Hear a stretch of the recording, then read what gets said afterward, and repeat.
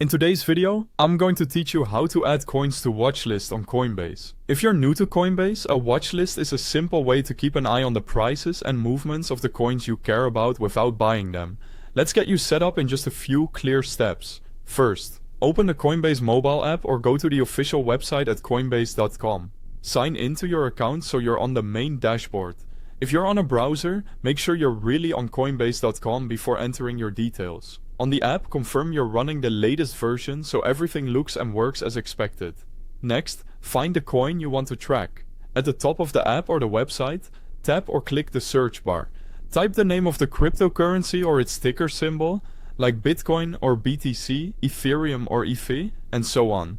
Using the ticker symbol is a quick way to narrow down results and avoid similarly named tokens. Now, open the coins page by selecting it from the search results. This page shows you the current price, a price chart over different time frames, and other helpful details such as market stats and recent performance. Take a second to confirm you've selected the right asset before adding it to your list. By the way, I've placed the official Coinbase app download link as well as the direct website link right at the top of the description for easy access. If you need to install the app or prefer using the website, you can grab those links there. To add the coin to your watch list, look for the star icon near the coin's name or price. On mobile, it's typically near the top of the screen. On the web, you'll see it close to the title area.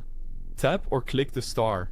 When the star turns solid, that's your confirmation the coin has been added to your watch list.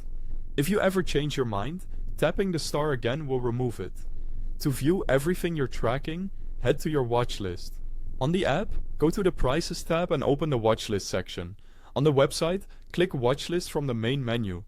You'll see all the coins you've added in one place, updating in real time so you can quickly compare movements and decide what to research next. That's it. Repeat the same process for any other coins you want to follow. If this helped, feel free to check the links in the description to get the app or use the website directly. Thanks for watching.